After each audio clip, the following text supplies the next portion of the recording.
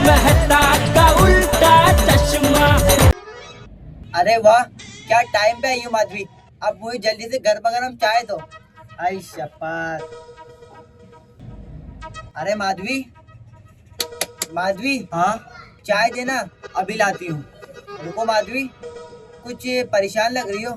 नहीं, मैं का परेशान हूँ। तुम अभी दया भाभी घर में गई थी ना। हाँ, उन्होंने कुछ कहा।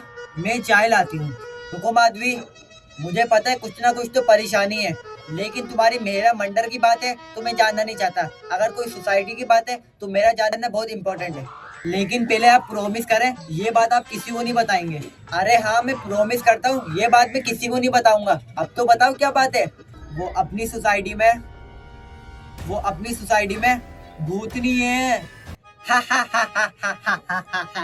सॉरी। ये बात किसने कहा? दया भाभी ने कहा।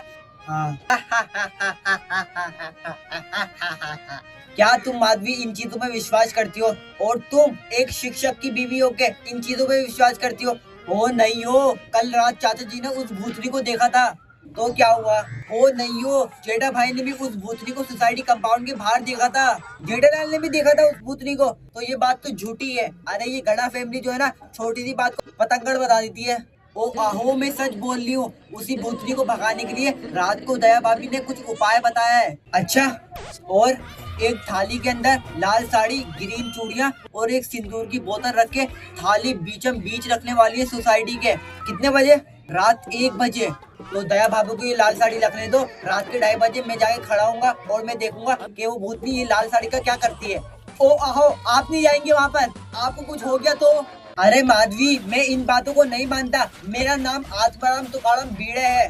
अरे मालूम है माधवी, हमारे गांव में एक पीपल का पेड़ था। जो लोग उस पीपल के पेड़ से दिन में जाने से डरते थे, रात के टाइम वहाँ पर मैं चादर डाल के सो जाता था। ओ आहो, मुझे कुछ नहीं सुनना। आप नहीं जाएंगे, नहीं जाएंगे, नहीं जाएंगे। लेकिन माधवी, मैं इन बातों को नहीं मानता। मैं नहीं डरता भूतनी से। और मैं आपके पैर पड़ती हूँ। ठीक है बाबा, ठीक है बाबा, मैं नहीं जाऊंगा। लेकिन अब हाँ, लाती हूँ। देवा, इतना अंधविश्वास है दुनिया के अंदर।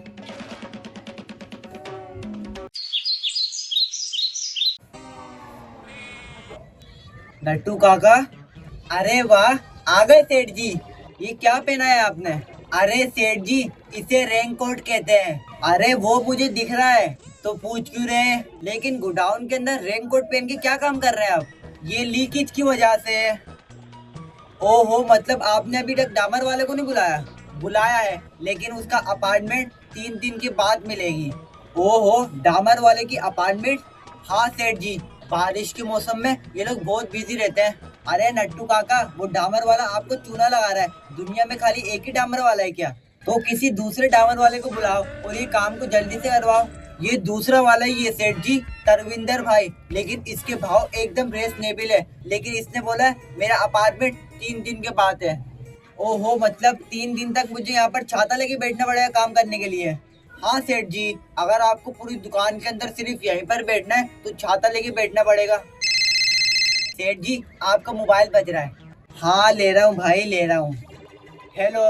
हाँ टप्पू के पापा, मैं बोल रही हूँ। हाँ, तू बाकी रह गई थी, अब तू भी बोल। टप्पू के पापा, आप मेरी बात ध्यान से सुनिए।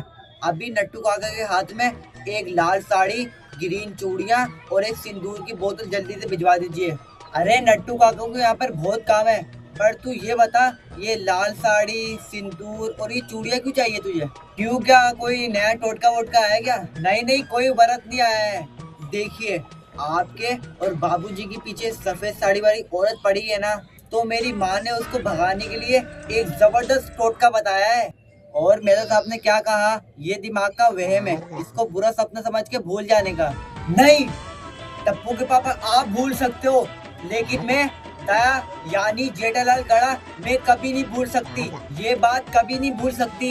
यानी भूत प्रेत या बुरी आत्मा अगर मेरे स्वभाव या मेरे कोई भी घर के सदस्यों पे बुरी नजर डाले तो इसलिए आप जल्दी से जल्दी नट्टू काका के हाथ में ये सारा सामान मंगवा के भेज दीजिए। लेकिन तू ये सारी चीजों का क्या करने वाली है? अगर मैंने सब कुछ टप्पू के पापा को बता दिया तो ये मुझे थाली रखने नहीं देंगे। नहीं नहीं नहीं, कुछ नहीं। मेरी माँ ने कहा है ये सारा सामान मंगवा के किसी गरीब औरत को दान कर दो। इसलिए। ठीक है, तो मैं नट्टू काका को बोल के भिजवा देता हूँ। क्या बात है सेठ जी, भूत प्रेत का चक्कर है? काम करिए ना अपना। बोलिए सेठ जी, डरिए मत।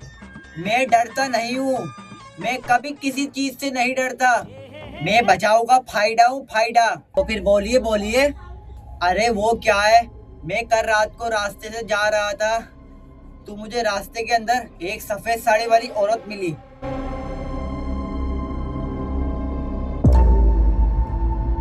अरे वो मुझसे एड्रेस वेड्रेस पूछ रही थी तो वो अचानक से गायब हो गई। तो सेठ जी, जरूर वो भूतनी होगी। और वही औरत बाबूजी को रात के टाइम सोसाइटी में दिखी तो दया दया से ये डर गई। डरिए मत सेठ जी, इसका मेरे पास बहुत अच्छा इलाज है। जब भी हमारे ओंढाई गांव में किसी को भूतनी नजर आती थी तो सारी औरतें इकट्ठा हो जाती थी, काले कपड़े पहन के, हाथों में दिए लेके वो पीपल के पेड़ के वहां पर गरबा गाती थी। भागी जा रे भूत, भागी जा रे, भागी जा रे भूत, भागी जा रे, भागी जा रे भूत, भागी जा रे। नट्टू काका, नट्टू काका, ये क्या कर रहे हैं आप? डर गए सेठ जी? जाइए, तैयार है, जो सामान मंगाया वो लेके आइए। जी सेठ जी।